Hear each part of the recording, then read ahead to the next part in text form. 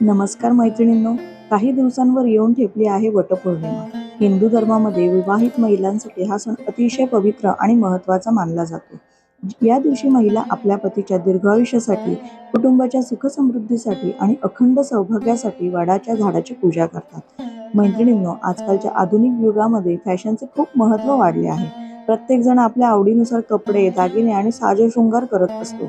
यात काही चुकीचं नाही, पण जेव्हा धार्मिक सण आणि व्रत उपवासाचा प्रश्न येतो ना, तेव्हा आपल्या परंपरा आणि धर्मशास्त्र काय सांगते हे जाणून घेणे देखील तितकेच महत्त्वाचे आहे.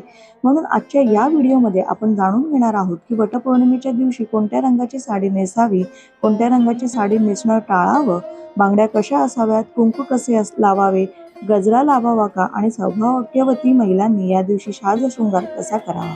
तर सर्वप्रथम आपण जाणून घेऊया साडीबद्दल. मैत्रिणींनो, आपल्या हिंदू संस्कृतीमध्ये रंगांना खूप महत्त्व दिले गेले आहे. प्रत्येक रंग एखाद्या भावना, ऊर्जेचे किंवा शुभत्वाचे प्रतीक मानले जाते. वटपौर्णिमेच्या दिवशी शक्यतो हिरव्या रंगाची साडी परिधान करावी असे अनेक ठिकाणी मानले जाते. कारण हिरवा रंग हा सौभाग्य, समृद्धी, आनंद आणि नवीन जीवनाचे प्रतीक मानला जाते. विवाहित स्त्रियांच्या हिरव्या बांगड्या आणि हिरवी साडी याचा संबंध अखंड सौभाग्याशी जोडला जातो. त्यामुळे तुमच्याकडे हिरवी पैठणी, सिल्क साडी, कॉटन साडी किंवा कोणत्याही प्रकारची हिरव्या रंगाची साडी असेल तर ती परिधान करणे शुभ मानले जाते. यानंतर येतो लाल रंग. मैत्रिणींनो, लाल रंग म्हणजे प्रेम, शक्ती, मंगलकार्य आणि वैवाहिक जीवनाचे प्रतीक. लग्नामध्ये वधूच्या पोशाखात लाल रंगाला विशेष महत्त्व दिले जाते. कुंकू, सिंदूर आणि मंगलकार्य या सर्वांचा संबंध लाल रंगाशी आहे. म्हणून वटपौर्णिमेच्या दिवशी लाल रंगाची साडी परिधान करणे देखील शुभ मानले जाते. त्यानंतर पिवळा रंग. पिवळा रंग हा हळदीचा रंग मानला जातो.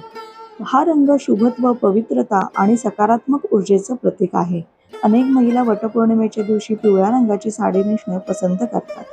त्यानंतर गुलाबी आणि केशरी रंग. गुलाबी रंग प्रेम, आपुलकी आणि नात्यातील गोडवा दर्शवतो, तर केशरी रंग भक्ती, अध्यात्म आणि सकारात्मक विचारांचे प्रतीक मानले जाते. हे दोन्ही रंग देखील या दिवशी शुभ मानले जातात. आता जाणून घेऊया कोणत्या रंगांची साडी नेसणं टाळावं. मैत्रिणींनो, अनेक घरांच्या परंपरेनुसार वटपौर्णिमेच्या दिवशी काळ्या रंगाची साडी टाळली जाते. कारण याचे कारण म्हणजे धार्मिक कार्यांमध्ये काळ्या रंगाचा वापर कमी केला जातो.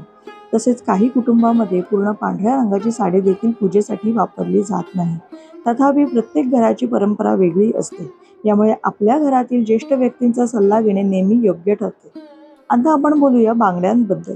मैत्रिणींनो, आजकाल फॅशनच्या युगामध्ये अनेक महिला बांगड्या घालत नाहीत. काही महिला फक्त एक बांगडी घालतात किंवा हात पूर्ण रिकामे ठेवतात. पण हिंदू धर्मामध्ये विवाहित स्त्रीच्या 16 शृंगारांमध्ये बांगड्यांना विशेष महत्त्व दिले गेले आहे. वटपौर्णिमेच्या दिवशी शक्यतो काचेच्या बांगड्या घालाव्यात. विशेषतः हिरव्या रंगाच्या काचेच्या बांगड्या शुभ मानल्या जातात. हातामध्ये थोड्या का होईना पण काचेच्या बांगड्या असाव्यात.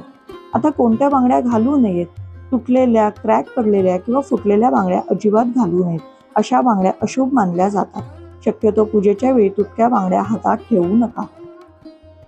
कुंकू आणि टिकली. मैत्रिणींनो, सौभाग्यवती स्त्रीचा सर्वात मोठा शृंगार म्हणजे कुंकू. वटपौर्णिमेच्या दिवशी कपाळावर कुंकू लावणे अत्यंत शुभ मानले जाते. आजकाल अनेक महिला फॅशन म्हणून फक्त डिझायनर टिकली लावतात, परंतु धार्मिक दृष्टिकोनातून कुंकूला विशेष महत्त्व आहे. त्यामुळे टिकली सोबत कुंकू नक्की लावा. केसांमध्ये गजरा लावावा का? तर याचे उत्तर आहे हो. पूर्वीच्या काळापासून महिला सण उत्सवाच्या दिवशी केसांमध्ये मोगरा, जाई किंवा जुईचा गजरा माळतात. यामुळे केवळ सौंदर्य वाढत नाही तर वातावरणात प्रसन्नता निर्माण होते. नथ, मंगळसूत्र आणि जोडवे. तर मैत्रिणींनो, नथ, मंगळसूत्र, पैंजण आणि जोडवे हे विवाहित स्त्रीच्या शृंगारांचे महत्त्वाचे भाग मानले जातात.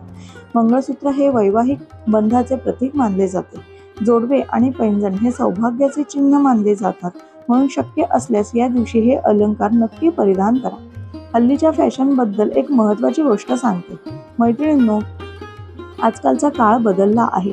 फॅशन करणे चुकीचं नाही. तुम्ही आधुनिक साडी नेसा, डिझायनर ब्लाऊज घाला, आवडीचे दागिने परिधान करा, पण त्याचबरोबर आपल्या परंपरा, संस्कृती आणि धार्मिक श्रद्धा यांचा देखील आदर ठेवला पाहिजे. कारण सणाचा खरा अर्थ फक्त सुंदर दिसणं नाही तर श्रद्धेने पूजा करणे हा देखील आहे. तर मैत्रिणींनो, आज आपण जाणून घेतले की वटपौर्णिमेच्या दिवशी कोणत्या रंगाची साडी शुभ मानली जाते, कोणते रंग टाळावेत, बांगड्या कशा असाव्यात, कुंकू, टिकली, गजरा, मंगळसूत्र आणि इतर शृंगाराचे महत्त्व काय आहे? तर मैत्रिणींनो, तुम्ही यंदाच्या वटपौर्णिमेला कोणत्या रंगाची साडी नेसणार आहात ते मला कमेंटमध्ये नक्की सांगा. आणि हा व्हिडिओ तुम्हाला आवडला असेल तर लाईक करा, शेअर करा आणि अशाच धार्मिक आणि पारंपरिक माहितीसाठी आपल्या चॅनलला सबस्क्राईब करायला विसरू नका. जय वटवृक्ष देव, जय सावित्री माता. सर्व सौभाग्यवती महिलांना वटपौर्णिमेच्या हार्दिक शुभेच्छा.